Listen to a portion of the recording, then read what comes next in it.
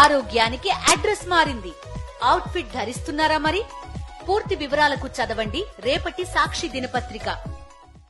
ఇది కేవలం సమాచారంగా మాత్రమే భావించండి. వైద్య నిపుణులను సంప్రదించండి.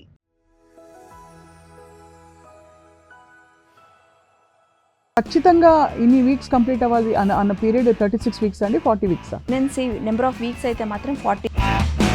మామూలుగా ఫస్ట్ ట్రైమిస్టర్లో, సెకండ్ ట్రైమిస్టర్లో కొన్ని యాంటీబయాటిక్స్ ఇవ్వకూడదు అంటారు. ప్రెగ్నెన్సీ టైంలో better to avoid any antibiotic. A exercises అంటే సైక్లింగ్ ఇలాంటి కొన్ని ఉంటాయి, ఇవి అలౌడా? నార్మల్ యాంటీనేటల్ మదర్ అనేది యాంటీనేటల్ ఎక్సర్సైజెస్ అనేది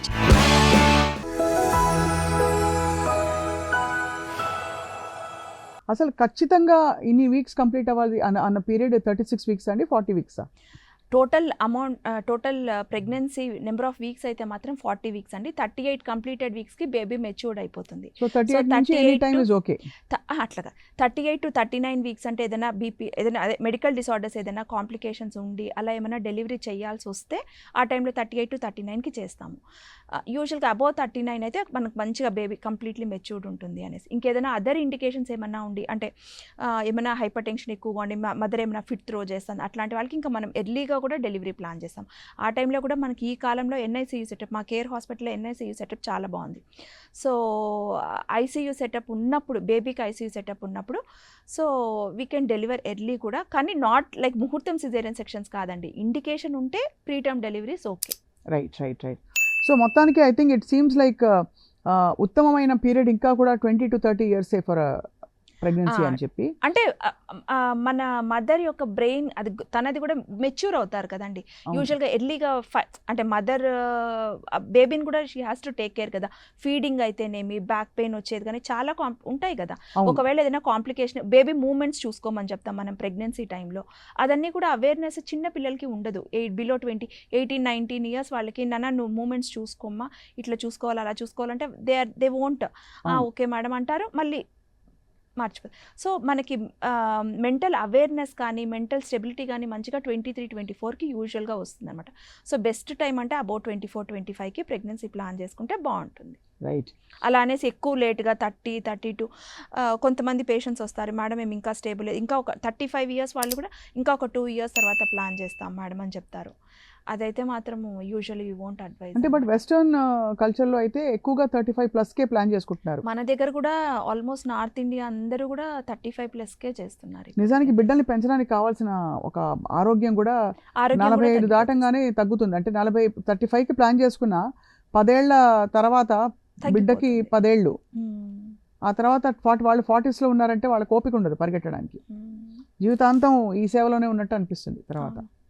సో ఓవరాల్గా అయితే ఇది చాలా అంటే అన్యూజువల్ ప్రెగ్నెన్సీస్ గురించి మాట్లాడాం మనం. అంటే కొంచెం లేట్గా ఉన్న ప్రెగ్నెన్సీస్, కొన్ని ఐవీఎఫ్కి సంబంధించిన కొన్ని క్వశ్చన్స్ కూడా తెలుసుకున్నాం డాక్టర్ గారు.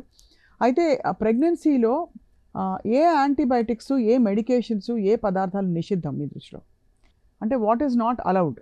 మామూలుగా ఫస్ట్ ట్రైమిస్టర్లో, సెకండ్ ట్రైమిస్టర్లో కొన్ని యాంటీబయాటిక్స్ ఇవ్వకూడదు అంటారు. అంటే కొన్ని డ్రగ్స్ ఇంటరాక్షన్ వల్ల కూడా మనకి రకరకాల కండిషన్స్ వస్తాయి అని అంటుంటారు. సో యూజువల్గా ప్రెగ్నెన్సీ టైంలో better to avoid any antibiotic, అంటే అంటిల్ అండెస్ ఇండికేషన్ ఉంటే తప్పితే పెన్సిలిన్ గ్రూప్ ఆఫ్ డ్రగ్స్ అవన్నీ కూడా మనకి సేఫ్ అనమాట.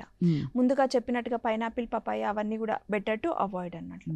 ఎక్కువగా యూజువల్గా మనము ట్రావెలింగ్ ఎక్కువ చేయొద్దండమ్మా. అంటే అనవసరంగా ఏదైనా ట్రిప్స్కి వెళ్ళేది కానీ అవన్నీ కూడా ట్రావెలింగ్ అనేది బెటర్ అవాయిడ్ చేయండి అని చెప్తాం. ఒకవేళ ఎమర్జెన్సీగా వెళ్ళాల్సి వస్తే ట్రైన్ మోడ్ ఆఫ్ ట్రాన్స్పోర్ట్ అనేది కొంచెం బెటర్గా ఉంటుంది. అది అంటే ఫ్లైట్లో కూడా ఎందుకు అలౌ చేయరు మరి? యూజువల్గా ఫ్లైట్ అంటే అండి pressure, cabin pressures sudden compression and decompression వల్ల ప్లెసెంటా అనేది సపరేట్ అయిపోయేదానికి ఛాన్సెస్ యూజువల్గా ఎక్కువగా ఉంటాయి.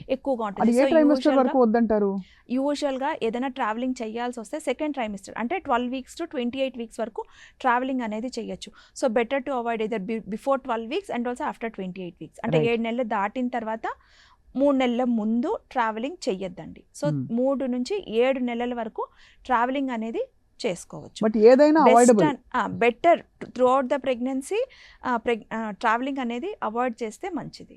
రైట్. ఎక్సర్సైజ్ అండ్ యోగాకి సంబంధించి ఏ ఎక్సర్సైజెస్ అంటే సైక్లింగ్ ఇలాంటి కొన్ని ఉంటాయి, ఇవి అలౌడా డ్యూరింగ్ ప్రెగ్నెన్సీ? ప్రెగ్నెన్సీ టైంలో యూజువల్గా మన బాడీకి అంటే అదర్ కాంప్లికేషన్స్ అపార్ట్, అంటే ఏదైనా హైపర్ టెన్షన్స్ కానీ ఫిట్స్ కానీ అట్లా ఉన్న వాళ్ళు కాకుండా నార్మల్ యాంటీనేటల్ మదర్ అనేది యాంటీనేటల్ ఎక్సర్సైజెస్ అనేది చేయాలండి. యోగా కూడా చేసుకోవచ్చు. సో ఫిజికల్ ఎక్సర్సైజ్ అంటే నార్మల్ వాకింగ్ కానీ రెగ్యులర్గా నార్మల్ అంటే బ్రిస్క్ వాక్ కాకుండా 40-45 మినిట్స్ పాటు మంచిగా మ్యూజిక్ వింటూ husband and wife evening time walking చేసుకుంటే ఈవెన్ లోపల బేబీ కూడా హెల్దీగా వస్తుంది అన్నదే ఉన్నాయండి. ఇదైతే ప్రూవ్ అయింది, అంటే మెడికలీ క్లినికలీ కూడా ప్రూవ్ అయింది. వాకింగ్ చేస్తేనే మంచిది ప్రెగ్నెన్సీ. మోడర్న్ న్యూరో సైన్స్ చెప్తున్నది బేబీకి మంచి పాజిటివ్ వైబ్రేషన్స్ ఇచ్చే పాటలు కానీ, కొంతమందికి నమ్మకాలు ఉంటే మంత్రాలు కానీ, మరొక విధమైన స్పిరిచువల్ స్క్రిప్చర్స్ కానీ వినిపిస్తే మంచిదని. What do you advice doctor గారు? ఈవెన్ నేను కూడా అదే, అంటే మెంటల్ మదర్ హ్యాపీగా ఉంటారు కదండి, సో అమ్మకి ఏమేమి చేయాలనిపిస్తుందో అవన్నీ చేయడమే ప్రెగ్నెన్సీ టైంలో, సో దట్ ఈవెన్ బేబీ కూడా విల్ బీ హ్యాపీ. ఇంకా ఆల్రెడీ నేను కొన్ని నమ్మకాల గురించి అడిగాను, ఏవి తినకూడదు, ఏవి పాలు ఇలా తాగచ్చా లేదా అని చెప్పి. బిడ్డకి మామూలుగా వామిటింగ్స్ అవ్వడానికి ప్రత్యేక కారణాలు ఎక్కువ ఉంటాయండి. అంటే తల్లికి బిడ్డ ఫస్ట్ ట్రైమెస్టర్లో చాలామందికి అన్బేరబుల్ వామిటింగ్స్ అవుతాయి, కొంతమందికి అసలు ఏముండదు, కొంతమందికి మైల్డ్ నాజియా మాత్రమే ఉంటుంది. దీనికి కారణం ఆడపిల్ల అయితే వామిటింగ్స్ ఎక్కువ అవుతాయి, ఎందుకంటే దానికి లాజిక్ ఆడపిల్లకి జుట్టు ఉంటుంది కాబట్టి జుట్టు పొట్టలో ఉంటాయి అని చెప్పి చెప్పగా ఇప్పుడు వింటే అసలు ఎంత వినడానికి క్షమించాలి మూర్ఖంగా అనిపిస్తుంది. బట్ ఈ నమ్మకం అయితే ఉండేది చాలా వరకు. అవును, ఇప్పటి కాలంలో కూడా వామిటింగ్స్ అనేది చూస్తాం. అసలు యాక్చువల్గా ప్రెగ్నెంట్ ఉమెన్కి వామిటింగ్ అనేది చాలా కామన్, ఓకేనా. సో దానికి కారణాలు ఏంటి అంటే దాంట్లో కూడా సివియర్ వామిటింగ్, మైల్డ్ వామిటింగ్, కొంచెం వామిటింగ్ ఒక 1 or 2 times a day లేదా 3 daysకి ఒకసారి వామిటింగ్ అవుతుంది, అవన్నీ కూడా నార్మల్ అనమాట. సో ఏమి కారణాలు ఉండొచ్చు అంటే చాలా మటుకు మనం యూజువల్గా ఫిమేల్ బేబీస్లో చూస్తాం, కానీ అలా అని మేల్ బేబీస్లో ఉండదు అనేది లేదండి. సో అది మదర్ సెన్సిటివిటీని బట్టి, అంటే అమౌంట్ బీటా హెచ్సిజీ అనేది బ్లడ్లో ప్రెగ్నెన్సీ హార్మోన్ అనమాట, అది దానివల్ల మనకి వామిటింగ్స్ అనేది వస్తుంది. సో ట్విన్ ప్రెగ్నెన్సీస్లో కొంచెం ఎక్కువ వామిటింగ్స్ చూస్తాము, లేదా హైడ్రాటిడిఫామ్ మోల్స్ కానీ, అంటే మోలార్ ప్రెగ్నెన్సీ ఏమంటాం దాన్ని, ముత్యాల గర్భం అంటాము. సో ఆ ముత్యాల గర్భం వాటిల్లో కూడా కొంచెం వామిటింగ్స్ అనేది కొంచెం ఎక్కువగా చూస్తాము. వామిటింగ్ అవుతోంది పాప అనేది లేదండి. సో మదర్ సెన్సిటివిటీ బట్టి, అంటే కొంతమంది ఎక్కువ సెన్సిటివ్గా ఉంటారు, వాళ్ళకి కొంచెం ఎక్కువ వామిటింగ్స్ ఉంటుందన్నమాట అలా, అంతేగాని గర్ల్ బేబీకి అలా అన్నది ఏమీ లేదు. సో మొత్తానికైతే వామిటింగ్స్ బాగా ఎక్కువ ఉన్నప్పుడు ఎలా డీల్ చేయాలండి, ఎలా హ్యాండిల్ చేయాలి? బికాస్ న్యూట్రిషన్ తగ్గిపోతుంది, వాళ్ళు సన్నగా నీరసంగా అయిపోతూ ఉంటారు, బయటికి ఎక్కడికి వెళ్ళబుద్ధి అవ్వదు. ప్రెగ్నెన్సీ టైంలో యూజువల్గా మనం ఎలా అంటే వామిటింగ్స్ అవుతున్న వాళ్ళకి ఏం చెప్తాము అంటే డ్రై ఫుడ్ తీసుకోండి అని చెప్తాము. అంటే ఏదో డ్రై బిస్కెట్స్ కానీ లేదా కేక్స్ అట్లాంటివన్నీ కూడా బేక్డ్ ఐటమ్స్ తినకుండా ఆయిల్ ఐటమ్స్ తగ్గించి డ్రై బిస్కెట్స్ అవి తీసుకోవాలి. తీసుకునేటప్పుడు కూడా కొంచెం ఫుడ్ తీసుకోవాలి, ఓకేనా. సో ఒకేసారి ఎక్కువ తీసుకున్నదంతా వామిటింగ్ అయిపోతుంది. సో స్మాలర్ అమౌంట్స్లో మోర్ ఫ్రీక్వెంట్ మీల్స్ అనేది తీసుకోవాలి. సో యూజువల్గా ఇప్పుడు మనం 3 times మార్నింగ్, ఆఫ్టర్నూన్, నైట్ తింటాం కదా. సో ప్రెగ్నెన్సీ టైంలో దాన్ని ఆల్మోస్ట్ సేమ్ అమౌంట్ని 7 to 8 timesకి స్ప్లిట్ చేసుకోవాలి. ఒకవేళ వాటర్ తాగాల్సి వస్తే కూడా కొంచెం సిప్స్లో తీసుకోవాలి. అంటే ఒక 5 ml 6 ml స్మాల్ గ్లాస్ పెట్టుకొని అదే 2 to 3 liters ఆఫ్ వాటర్ అనేది తీసుకోవాలి. ఒకవేళ సివియర్ వామిటింగ్స్ ఉండి డాక్టర్ గానే ఏమైనా యాంటీఎమిటిక్స్ అంటే వామిటింగ్కి తగ్గేదానికి ఏమైనా ట్యాబ్లెట్స్ వాడాల్సి వస్తే ఆ ట్యాబ్లెట్ వేసుకొని ఇమీడియట్గా తీసుకోకుండా ఒక 1/2 hour లేదా 45 minutes తర్వాత ఫుడ్ అనేది తీసుకోవాలి. డ్రై ఫుడ్ ఎప్పుడు కూడా, అంటే బిస్కెట్స్, ఇడ్లీ అట్లాంటివి అన్నమాట, దోశ, పూరి అవన్నీ తింటే కొంచెం వామిటింగ్ సెన్సేషన్ అనేది కొంచెం ఎక్కువగా ఉంటుంది. రైట్.